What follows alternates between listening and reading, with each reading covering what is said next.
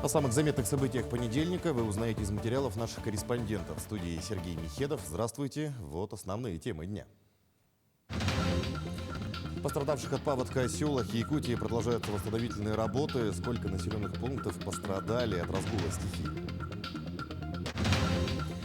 Реальная угроза для всех участников движения. Велосипеды, самокаты и гироскутеры значительно увеличивают статистику ГИБДД и медучреждений. К чему может привести увлечение быстрой ездой? Скрытая угроза. Крысы стали неотъемлемой частью Якутска. Хвостатых вредителей не пугают ни суровые зимы, ни жаркое лето. Сколько в столице насчитывается крыс и как с ними борются? Доступные товары от местных производителей. В Мирном завершилась выставка-ярмарка «Бизнес-экспо». Мы изучили ассортимент продукции от мирнинских мастеров. С книгой по жизни. Общероссийский день библиотек отмечается сегодня. В здании Республиканской нацбиблиотеки на торжественном собрании награждены лучшие.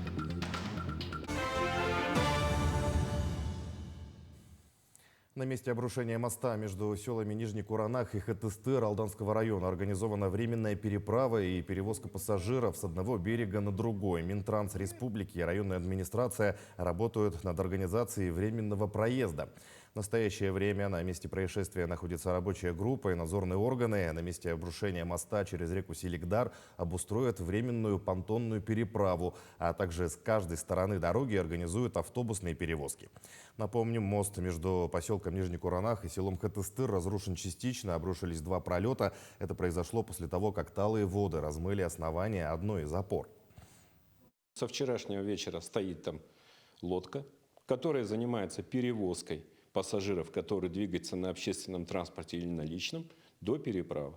Организована доставка, как и положено ранее по маршруту Хатыстыр-Алдан, пассажиров со стороны Алдана и со стороны Хатыстыря до переправы на водном транспорте.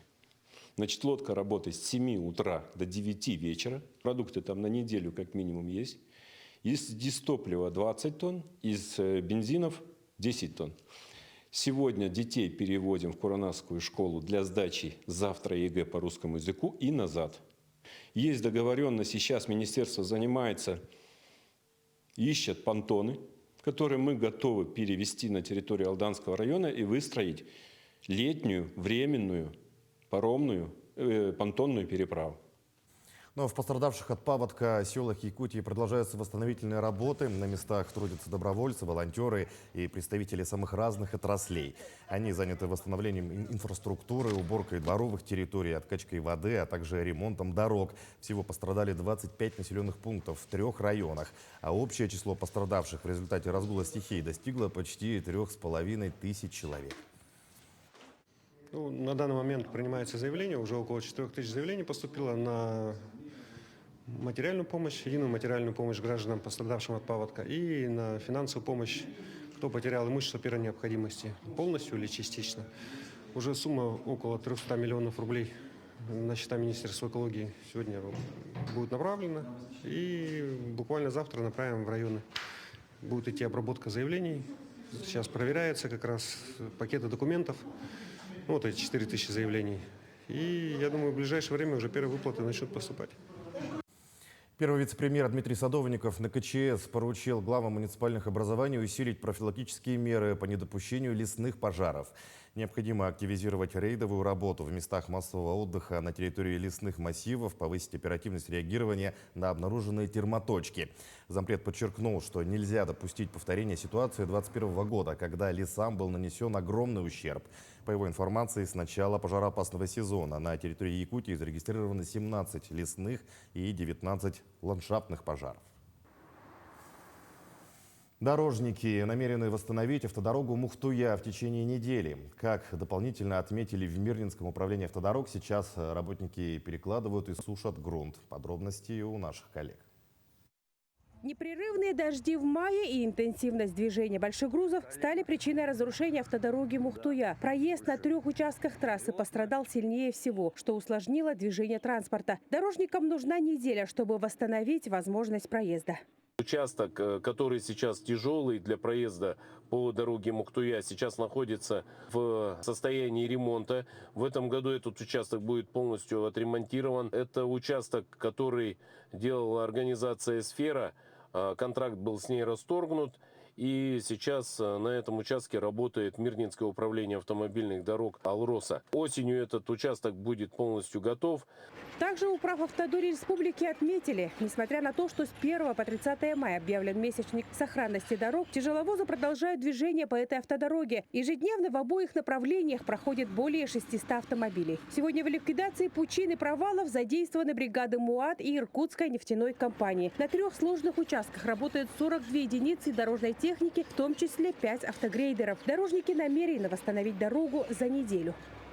Если где-то возникают сложности, помощь оказывается всем. Проезд обеспечим в течение недели полностью. Ну, просто сейчас уже погода нам способствует, уже потеплело, дорожное полотно начало хорошо уже подсыхать. Как дополнительно отметили в МУАТ, сейчас работники перекладывают и сушат грунт. Работы будут завершены в течение недели. Далее укрепят полотно щебнем, скальным грунтом. Это позволит выдерживать более высокие нагрузки. Средства индивидуальной мобильности также все чаще попадают в сводки происшествий. Велосипеды, самокаты и гироскутеры значительно увеличивают статистику как ГИБДД по количеству дорожно-транспортных происшествий, так и больниц, куда любители быстрой езды обращаются с различными травмами. Чаще всего причиной обращения является невнимательность при управлении самокатами, отсутствие защитной экипировки и пренебрежение правилами дорожного движения. Подробнее расскажет Александр Хавренко. С наступлением тепла Якутск оккупировали электросамокаты. Пешеходы шарахаются от них на тротуарах, а водители прибегают к экстренному торможению, чтобы не наехать на очередного лихого любителя двухколесной езды. И многие из тех, кто берет в аренду самокат, и не подозревают, что нарушает административный кодекс.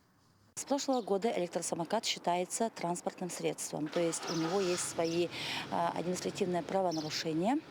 На примере за прошлые сутки было выявлено более 10 водителей электросамокатов, которые управляли этим видом транспорта с нарушением правил дорожного движения. У них составлены материалы по административным правонарушениям.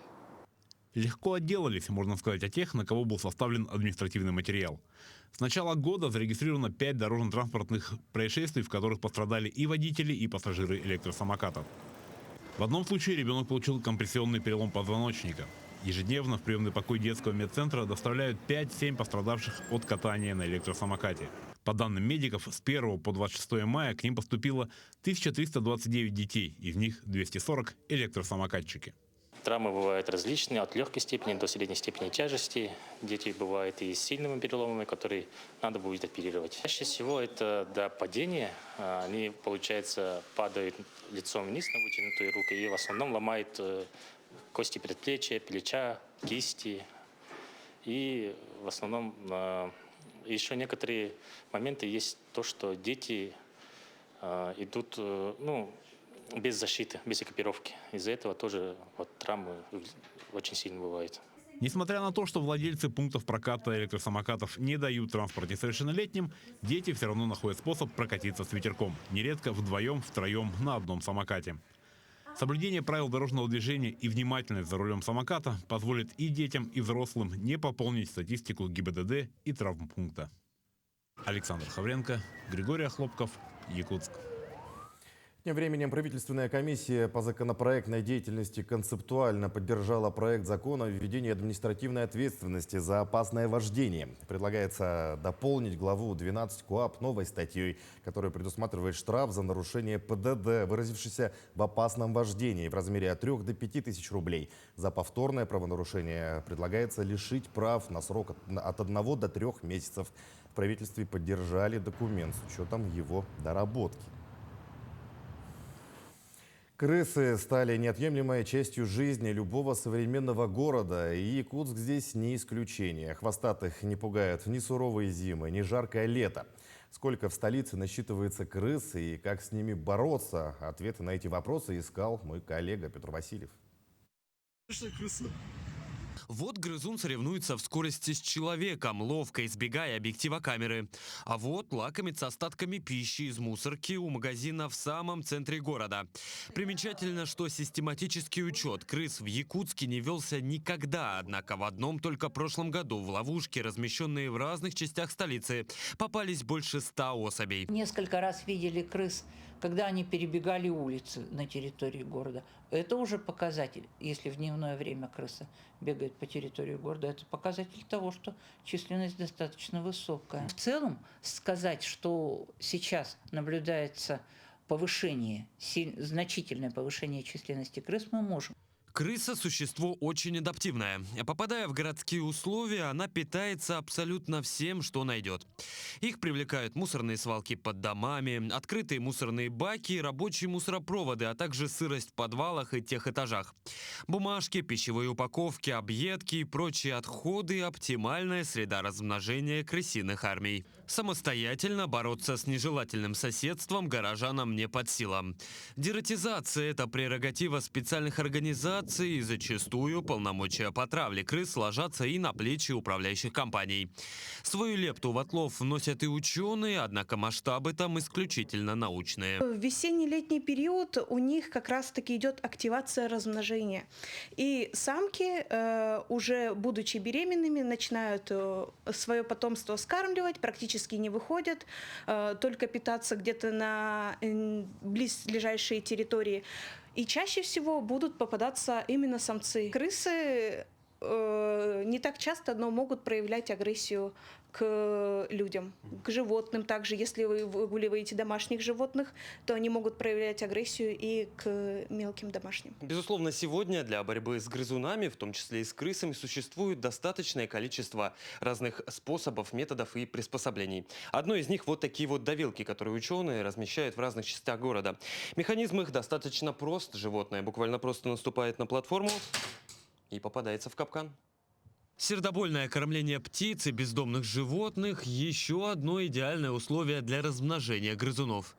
Так что дератизация и ловушки не сколько панацея, сколько общая задача. Петр Васильев, Георгий Григорьев, Якутск. Череду встреч с хозяином тайги отмечают в Нерюнгринском районе. Самые распространенные места – трассы, лесополосы, границы населенных пунктов. Жителям и гостям района стоит помнить о правилах поведения при встрече с медведем. Продолжит тему Екатерина Павлова.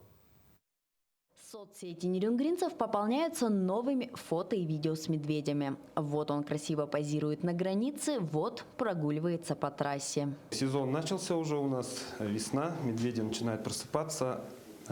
Вот на границе фотографию я видел случай медведя. Также к нам поступило где-то порядка 5 обращений от организаций. Тоже были случаи появления медведей. Наверное, единственный нерюнгринец, не избегающий этой встречи, а целенаправленно идущий к ней фотоохотник Юрий Коковин. Если с медведем встречаемся, то это встреча исключительная, она запоминающая. Ну, конечно, опасность определенная есть, но в основном сейчас мы их видим на дорогах. Это они подтягиваются к стоянкам, там, где водители, дальнобойщики и просто водители останавливаются и в мусорные ящики сбрасывают пищевые отходы. Ну и, конечно, медведи – полноправные хозяева леса. Как напоминает нам Юрий Николаевич, медведи боятся в лес не ходить. Ходить в лес можно, но необходимо соблюдать основные правила. Еду, которая осталась после пикников, нужно забрать с собой. Мусор обязательно забрать с собой. Это, во-первых, этично, это красиво, это достойно для человека. И в те места, где люди посещают, нету мусора, нету еды, медведь там не будет больше появляться. Зачастую хищники сами не выходят на контакт с человеком, поэтому во время нахождения в лесу специалисты советуют громко переговариваться, создавать вокруг себя шум. Также стараться передвигаться по открытым участкам, то есть избегать различные там сланники, заросли, то есть потому что это места любимые у него. Если вдруг увидели где-то издалека медведя, необходимо потихоньку удалиться от него, не привлекая его внимания. Если он уже к вам пойдет, попробовать его спугнуть. Есть сейчас у нас продаются дудки такие, пневмо также. И есть специальные баллончики перцовые для диких именно животных. Можно ими воспользоваться. Ну и постараться уйти с места, где вы его встретили. В случае появления медведя вблизи населенного пункта можно всегда обратиться либо по номеру 112, либо в инспекцию экологического надзора. Екатерина Павлова, Захар Головин, Нерюнгри. К другим темам. Доступные товары от местных производителей. В Мирном завершилась выставка-ярмарка «Бизнес-Экспо». Ассортимент продукции от мирнинских мастеров изучила Анна Васильева.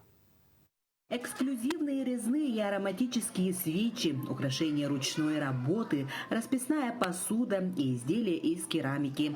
Это и многое другое мирнинские предприниматели представили на ярмарке-выставке. Традиционная выставка-ярмарка «Бизнес-Экспо» в этом году прошла в День российского предпринимательства. Это наша традиционная выставка-ярмарка «Бизнес-Экспо», на которой предоставляют свою продукцию местные предприниматели, которые производят определенные товары, предоставляют услуги жителям нашего города. Ярмарки – это всегда отлично, потому что это прямое общение с покупателем. Мастер видит, насколько интересен его продукт, потому что на выставке появляется всегда что-то новое. Я создаю украшения из эпоксидной смолы и из бусин. Стеклянных бусин, разных бисеров, таких цветов. И создаю вот такие вот свечи. Свечи из кокосового воска. Я их назвала «от». «От» у нас в переводе с якутского означает «огонь». Здесь у нас снизу настоящие цветочки. Они залиты гелиевым воском и сверху кокосовый воск. Они ароматизированы и очень будут украшать ваше пространство. Валерия Медикова занимается макраме совсем недавно, но тем не менее заказы она берет со всех уголков нашей страны. Оно очень мне нравится, оно успокаивает на самом деле, особенно когда у вас двое детей. Нервы очень успокаивает. Доставляет прямо удовольствие, особенно когда получаешь замечательные отзывы от людей. Вот сегодня я получила отзыв от заказчика из Москвы. Очень хорошая, она у меня покупала панно на стену. За последние годы в Мирнинском районе предпринимательство значительно развивается. Местные власти уделяют большое внимание на поддержку местных товаропроизводителей. Таким образом, в районе становится все больше и больше начинающих предпринимателей. Анна Васильева, Мирный. В Москве презентована монография «Михаил Ефимович Николаев. Вклад в государственную семейную политику Российской Федерации». Издание посвящено светлой памяти первого президента и 20-летию некоммерческого партнерства «Национальный общественный комитет «Российская семья». Михаил Николаев долгие годы был почетным президентом этого комитета, созданного по его инициативе в 2004 году.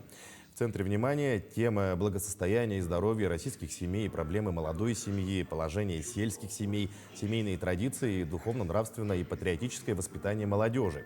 Российская семья имеет 23 региональных отделения и активно работает с ведущими федеральными вузами. Я хочу сказать, что в нем удивительное сочетание. Ведь он не был формально ученым, да? Он по своему уровню академиком был, потому что он понимал суть явлений, он понимал перспективы развития, он понимал, как это нужно делать. Вся команда, которая работала с Михаилом Ефимовичем, вот мы как-то прониклись его идеями. Мы обогатились, я считаю, его личностью. Наша задача – осветить вклад и осмыслить вклад Михаила Ефимовича Николаева в государственную семейную политику Российской Федерации. И здесь же мы попытались показать роль международных конгрессов «Ну-ка, российская семья». Их было 22, значит, где мы осмысливали основные тенденции, концепции, основные льготы, основные, значит, моменты поддержки семьи. Ну а в парламенте Якутии обсудили реализацию закона о языках. Круглый стол по этому вопросу провела председатель постоянного комитета по науке и образованию Антонина Григорьева. Отмечено, что в декабре в Якутске прошла Всероссийская научно-практическая конференция с международным участием. Рассмотрены вопросы перевода на государственный язык республики в деятельности органов власти и местного самоуправления. Еще одной важной темой конференции стал лингвистический ландшафт Якутии. По итогам круглого стола выработаны рекомендации Министерству образования и науки Якутии, Министерству культуры, а также национальной вещательной компании «Саха». Детский оздоровительный лагерь «Радуга» откроет сезон 18 июня. За смену планируют охватить 140 детей. Всего предусмотрено 3 летних сезона с различными программами от преподавателей. На данный момент идут подготовительные работы к открытию. В частности, проверят исполнение санитарных правил и норм, условия для проживания, питания, медицинского обслуживания и досуга детей.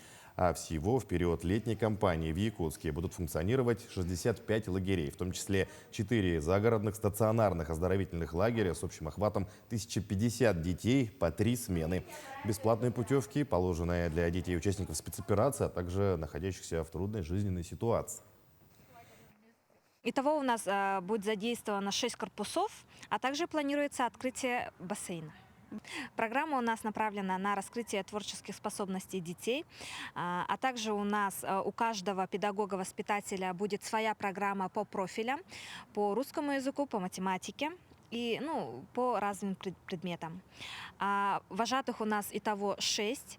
Они у нас обучаются в нашем университете, состоят в педагогическом отряде «Дар». У каждого имеется сертификат удостоверения вожатого. А уже сегодня в Якутске отметили Общероссийский день библиотек. В здании Республиканской национальной библиотеки сотрудников наградили почетными знаками, благодарственными письмами. Также отметили лауреатов премии «Библиотекарь года». О миссии современных библиотекарей в материале Марферины Алексеевой. В рамках празднования сотрудники библиотеки организовали выставку, где все желающие могут подробнее ознакомиться с историей возникновения библиотеки и ценными документами. Так можно увидеть постановление Максима Кировича Амосова. Именно он в 1925 году инициировал и основал Национальную библиотеку республики. До этого, с 1911 года, только построенное здание начало свое действие как областной музей и публичная библиотека. Император Николай II отправил сюда телеграмму с поздравлением жителей Якутии о том, что наконец-то именно в Якутском крае открылось здание для того, чтобы все жители края прикоснулись к культуре, к науке и обогатили свою жизнь новыми знаниями. В России же первая публичная библиотека открылась 27 мая 1795 года в Санкт-Петербурге. Называлась она Императорской публичной библиотекой. Ныне это Российская национальная библиотека. И только по истечении 200 лет эту дату решили увековечить. В Якутии же действует 504 библиотеки, из них 41 модельная. Книжный фонд Национальной библиотеки составляет 1,5 миллиона книг. Во всех библиотеках Якутии 8 миллионов. И в эту эру цифровизации основной задачей является, чтобы этим фондом в один клик мог воспользоваться каждый якутянин. У нас есть миссия – это предоставление равного доступа для всех слоев населения, грамотной, правдивой информации, доступ к нашему сокровищу информационному, документальному, к нашим ресурсам, чтобы все население республики читало, развивалось, становилось лучше и в конечном итоге вносило вклад в развитие нашей родной республики. Сегодня даже в удаленных северных библиотеках можно получить не только традиционные услуги, но и современные сервисы, такие как электронные каталоги, интернет-доступ, виртуальные читальные залы. На Барской центральной улице, вы знаете, что это самая отдаленная точка, да, север. И вот они тоже стали модельной библиотекой нового поколения. И очень красивая библиотека. Там такой, значит, как сказать, вот сразу заходишь, и он к тебе располагает, да. И даже вот путешественники, которые бывали там, вот удивляются, что в такой далекой точке на севере, оказывается, вот такую библиотеку имеет, да, то есть они были слегка даже в шоке. Традиционно в этот день в Национальной библиотеке вручают премию главы республики имени Ивана Крафта в номинации «Библиотекарь года». Марферина Алексеева, Владимир Павлов, Якутск. И о спорте. В Алдане завершился межрегиональный турнир по карате Киокусинкай. В боях выступили более 120 человек. Это спортсмены со всей Якутии и Дальнего Востока. Площадкой стал спортзал городской гимназии, построенный на средства единой президентской субсидии. Каким был накал страстей, узнали наши корреспонденты. Житель Нерюнгри Владислав Дорохов занимается карате 3 года. По мнению тренеров, у него хорошие перспективы. А главным болельщиком на соревнованиях становится мама. Прошедший в Алдане межрегиональный турнир стал для Владика серьезным испытанием. Юному спортсмену предстояло проявить себя не в одном бое. Это второй его турнир, поэтому он волнуется. В межрегиональном турнире по карате до Киокушинкай силами померились более 120 человек. Соревнования проходили по 2 категориям. В боях на татами сошлись как новички, так и ребята, участвовавшие во всероссийских и международных турнирах. На этом турнире у нас собралось 10 команд. Команды приехали из города Беклин, Хабаровск, 4 команды из Якутска, из Нерюнгри, 3 команды из Алданского района и Самурской области. Соревнования столь высокого уровня в Алдане прошли впервые. Площадкой турнира стал спортзал городской гимназии, построенный на средства единой субсидии президента Российской Федерации. Проект «50 спортзалов Дальневосточного федерального округа» курировал полномочный представитель Юрий Трутнев. Очень гостеприимные хозяева. Встреча была хорошая. В общем, разместили все. Шикарный светлый зал, просторный, большой татами. То есть будет детям развернуться. Зал у вас действительно прекрасный. У нас тоже 2 таких же зала, но поменьше в городе Якутске, который вот по программе Трутнева. Это хорошая программа. Мы всю жизнь мечтали, вот те, кто занимается давно, чтобы в школах карате как предмет даже, это просто здорово. Участники были нацелены на победу, настроение оставалось боевым. К тому же каждый бой, дающий еще одну возможность усовершенствовать мастерство, становился для спортсмена очередным шагом профессионального роста и самосовершенствования. Мы уже участвуем не первый раз в соревнованиях. Конечно, ребенок переживает, мама больше волнуется.